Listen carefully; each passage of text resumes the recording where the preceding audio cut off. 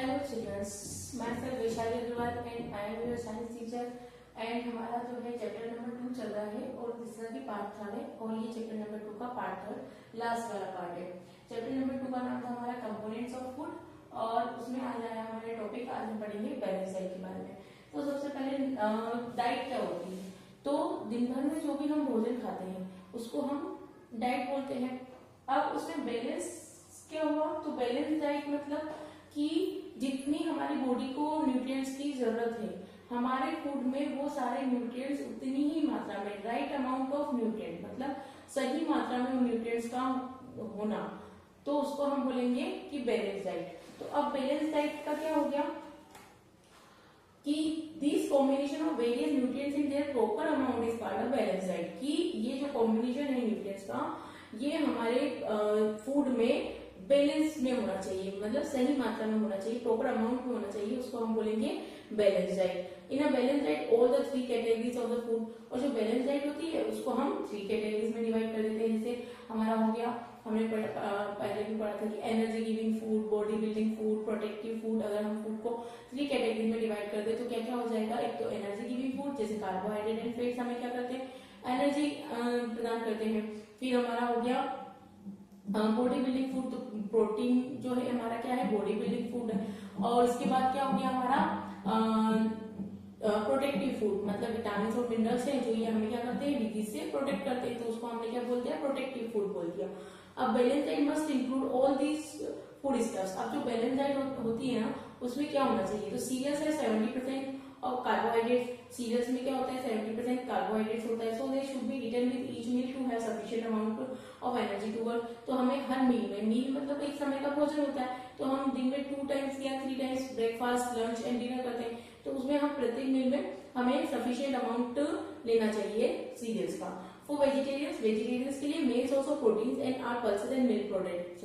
अब जो वेजिटेरियन होते हैं मतलब जो शाकाहारी होते हैं, जो मांस मछली नहीं खाते हैं, उनके लिए क्या सोर्स हो जाएगा प्रोटीन का, पल्सेस एंड मिल्क। मिल्क और पल्स में, दालों में प्रोटीन होता है। तो black grams are considered to be as powerful as meat, है ना। अब ब्लैक ग्राम जो काला चना होता है उसको कंसीडर माना गया है, उसको कंसीडर किया गया है एक, जितनी मीट में शक्ति होती है, जितना मीट पावरफुल होता है उतना ही वो भी पावरफुल होता है। Soybean is also called vegetarian meat, और जो सोयाबीन होता है उसमें भी प्रोटीन काफी मात्रा में होता है, तो वो भी वेजिटेरियन मीट में वेजिटेरियन मीट बोला जाता है। मतलब मांस तो वेजिटेरियन लोग खाते नहीं है, तो सोयाबीन को क्या बोला गया है, वेजिटेरियन मीट बोला गया है।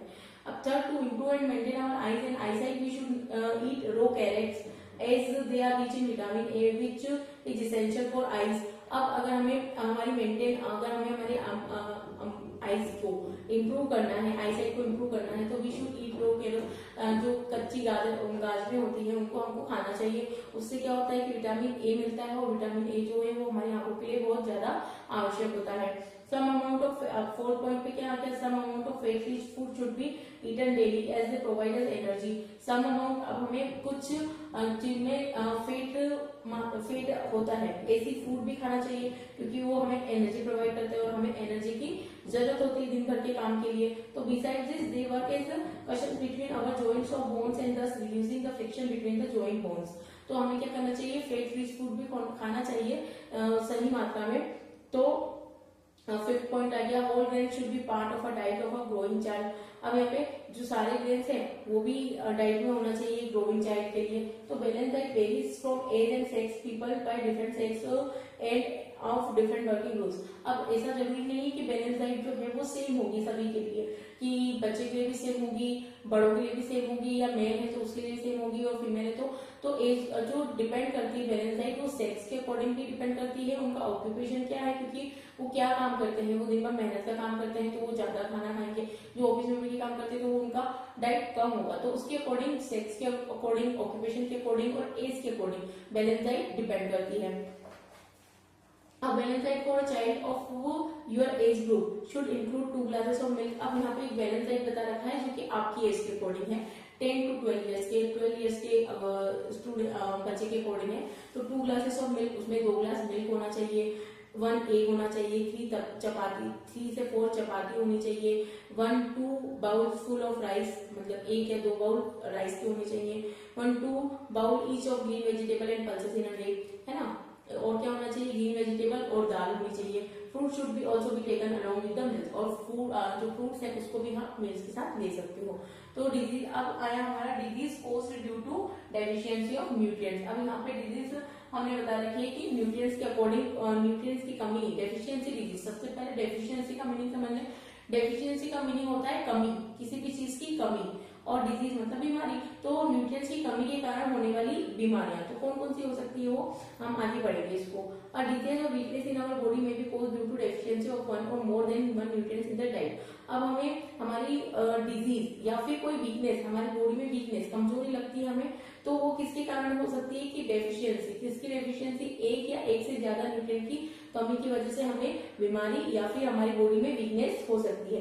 This kind of illness is a deficiency disease, और इसी प्रकार की इलनेस को हम क्या बोलते हैं, deficiency disease. Different deficiency disease have been identified based on the deficiency of nutrient from our diet. जो डिफरेंट अलग अलग डेफिशिएंसी डिजीजेस होती है ना, तो वो आइडेंटिफाई होती है on the deficiency of nutrient from our diet. जो जिसकी कमी हमारे डाइट में होगी उस टाइप से हमारी उस न्यूट्रिएंट की कमी से जो बीमारी होती है वो हमें हो जाएगी।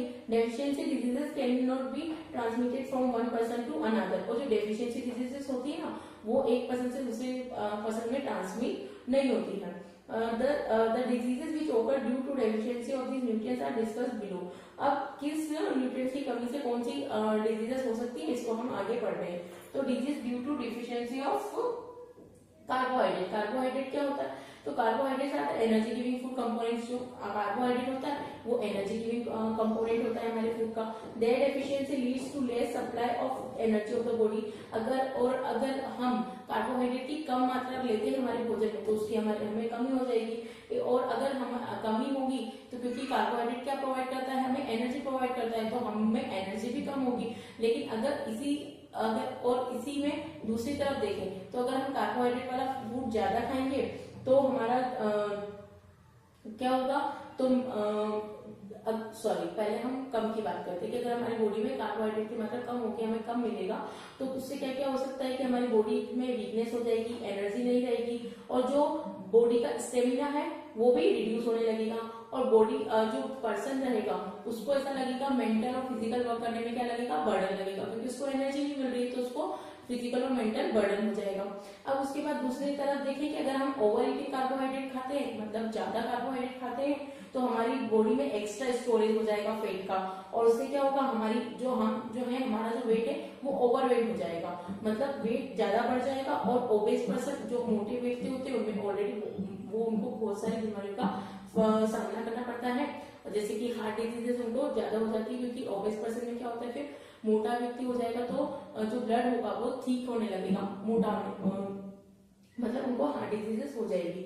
अब डेफिशिएंसी ऑफ प्रोटीन्स।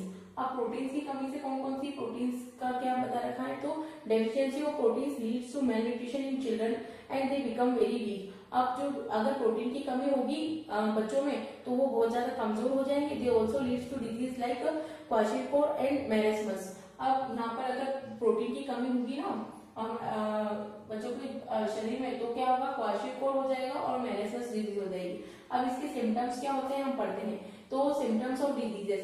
अब इनके सिम्टम्स क्या होंगे, तो the stomach of the child gate protrude, जो बच्चे का पेट है वो बहुत ज्यादा बड़ा हो जाएगा, उभर जाएगा एकदम से।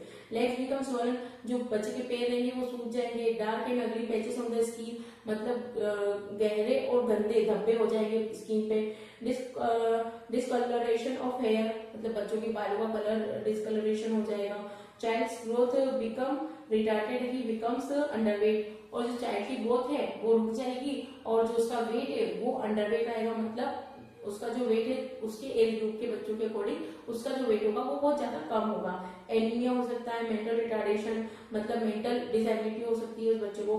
तो treatment for this lies in enriching diet with protein rich foods like nuts, milk, eggs, meat, fish and beans. अब इस ट्रीटमेंट का, इस बीमारी का क्या है, इलाज क्या है कि इनरिचिंग डाइट, हम जिसमें प्रोटीन ज्यादा है, प्रोटीन रिच फूड खाएं, जैसे नट्स हो गया, मिल्क हो गया, एग्स हो गया, मीट हो गई, फिश हो गई और बीन्स हो गई। इनमें सब में प्रोटीन की मात्रा अधिक मात्रा में पाई जाती है, प्रोटीन अधिक मात्रा में पाया जाता है, तो हमें तो उनको उस टाइप का फूड लेना चाहिए। अब सेकेंड आ गया marasmus. It is caused due to the deficiency of protein, fats and carbohydrate. अब ये जो बीमारी होती होती है वो प्रोटीन की कमी से भी होती है, फैट से और कार्बोहाइड्रेट। अगर बच्चे की बॉडी में इन तीनों की मात्रा कम है तो क्या होगा, मैरेसमस बीमारी हो जाएगी। अब इसमें क्या होता है, चाइल्ड बिकम्स एक्सट्रीमली अंडरवेट। जो बच्चा होता है वो बहुत ज्यादा अंडरवेट होता है, मतलब उसका वेट बहुत ज्यादा उसके एज ग्रुप के बच्चों से बहुत ज्यादा कम होता है। मसल डेवलपमेंट इज पुअर, जो उसका मसल डेवलपमेंट होता है वो बहुत ज्यादा पुअर होता है। Folds of skin can be seen, जो स्किन होती है उसकी फोल्ड हो सकती है, देख सकते हैं। Child become so thin that the bones can be seen through skin, मतलब बच्चा इतना पतला होता है कि उसकी बोन्स, उसकी स्किन, जो हमारी स्किन होती है उसमें उसकी हड्डियां ऐसी कैसी चमकती है। Legs become very thin and weak, और जो उसके लेग्स होते हैं वो बहुत ज्यादा थिन और वीक हो जाते हैं, कमजोर हो जाते हैं। अब इसके बाद आता है treatment lies in adding proteins and carbohydrate to the mother's diet in the form of milk, fish, egg, meat, beans, starch and sugars. अब इसका भी ट्रीटमेंट क्या है कि हम हमारे जो इन बच्चों की फूड है उनको कार्बोहाइड्रेट और प्रोटीन से ऐड करें उनके फूड में। और उसके सोर्सेज क्या क्या हो सकते हैं, मदर्स डाइट, उसकी मदर्स को डाइट लेना चाहिए, क्योंकि ये बीमारी जो होती है वो बच्चों, छोटे बच्चों में होती है। तो छोटे बच्चे का किस पर फीड करते हैं, उनकी मदर का दूध लेते हैं वो, तो मदर की डाइट में milk, fish, egg, meat, beans और स्टार्च, शुगर्स, ये सब सही मात्रा में और अच्छी मात्रा में होना चाहिए। अब डेफिशिएंसी ऑफ विटामिन आया हमारा, तो डेफिशिएंसी ऑफ विटामिन, तो vitamin regulate the functioning of our body. Vitamin जो है हमारी बॉडी में फंक्शन करता है, there are very essential for our body, और ये हमारी बॉडी के लिए बहुत आवश्यक भी है। तो इसकी कमी से कई सारे रोग हो जाते हैं, जैसे बेरी हो गया, रिकेट्स हो गया, स्कर्वी हो गया, एटसेट्रा। तो हम कई सारे इसमें से कुछ के बारे में बात करते हैं। तो विटामिन ए जो होता है की कमी से क्या हो जाता है, नाइट ब्लाइंडनेस हो जाती है, मतलब उसको अंधेरे में कुछ दिखाई नहीं देता है। Person suffering from night blindness can not see the object in dim light specially during night. और जो पर्सन होता है वो नाइट ब्लाइंडनेस हो जाती है, मतलब उसको रात में अंधा हो जाता है, ब्लाइंड मतलब अंधा, तो रात में उसको अंधा हो जाता है, can not see the object in dim light, और वो डिम लाइट में ऑब्जेक्ट्स को नहीं देख पाता है, स्पेशली ड्यूरिंग नाइट, नाइट के दौरान वो डिम लाइट में जो ऑब्जेक्ट है वो नहीं देख पाता है। Deficiency of vitamin A also leads to irregular growth of teeth, और जो डेफिशिएंसी विटामिन ए की कमी से क्या हो जाता है, इरेगुलर ग्रोथ भी हो जाती है टीथ की। तो विटामिन बी, अब विटामिन बी की कमी से क्या हो जाता है, विटामिन बी की कमी से हमें हो जाता है बेरी रोग, जो कि नर्व सिस्टम को और स्किन की डिजीजेस को इफेक्ट करता है। विटामिन बी टू की कमी से स्किन डिजीजेस हो जाती हैं। विटामिन B12 की कमी से एनीमिया हो जाता है, और इसमें जो होता है बॉडी क्या हो जाती है, पर्सन की बॉडी जो हो जाती है वो बहुत ज्यादा वीक हो जाती है, और वो कोई भी वर्क करने में इनएबल होता है, मतलब वो कोई भी वर्क नहीं कर पाता है। अब विटामिन सी की कमी से हो जाता है स्कर्वी नामक रोग हो जाता है, और इसका मेन सिम्टम जो है वो gums swell and then start bleeding, और इसका जो सिम्टम है वो क्या हो जाता है कि गम्स सूज जाते हैं और उनमें से ब्लीडिंग होना स्टार्ट हो जाती है। और जो वाउंड्स भी होते हैं वो क्या होते हैं, जल्दी से ठीक नहीं होते हैं। तो अगर हमको इससे बचना है तो विटामिन सी खट्टे पदार्थों में ज्यादा पाया जाता है, आंवला और लेमन, ये दोनों उसके मेन सोर्सेस हैं विटामिन सी के। तो इससे हम हमारे विटामिन सी की कमी को पूरा कर सकते हैं। अब विटामिन डी आया हमारा, तो विटामिन डी की कमी से क्या हो जाता है, रिकेट नाम हो जाता है। रिकेट से क्या हो जाता है, जो वो क्या करता है, बोन, बच्चों की बोन को अफेक्ट करता है, उनकी बोन जो हो जाती है, बोन क्या होती है, हड्डियां तो होती है, हार्ड होती है, लेकिन अगर रिकेट नाम का रोग होगा अगर किसी बच्चे को, तो उसकी जो हड्डियां हैं वो सॉफ्ट हो जाएगी और बेंड होगी, और जो पेट भी रहेंगे ऐसे तो झुके हुए रहेंगे। और अगर यही बीमारी अगर किसी एडल्ट पर्सन में होगी तो उनकी हड्डियां कमजोर हो जाएगी, और जरा सी चोट लगने पर भी उनकी हड्डियां जो है फ्रैक्चर हो जाएगी। और अब आया हमारा डेफिशिएंसी ऑफ मिनरल्स। तो डेफिशिएंसी ऑफ मिनरल्स में like vitamins, minerals are also very important for our body.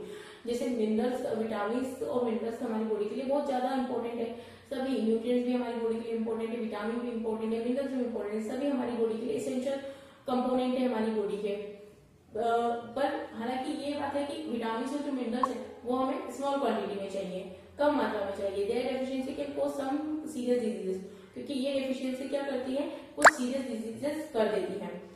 Some of them have been given in the table given below, और यहाँ पे कुछ मिनरल्स की कमी से कुछ डिजीजेस है उनके बारे में हम बात करेंगे। जैसे कैल्शियम हो गया, तो कैल्शियम में क्या होगा, ब्रिडल बोन्स मतलब रिकेट, कैल्शियम की कमी से रिकेट भी हो सकता है, और एक्सेसिव ब्लीडिंग मतलब बहुत ज्यादा मात्रा में ब्लीडिंग होना।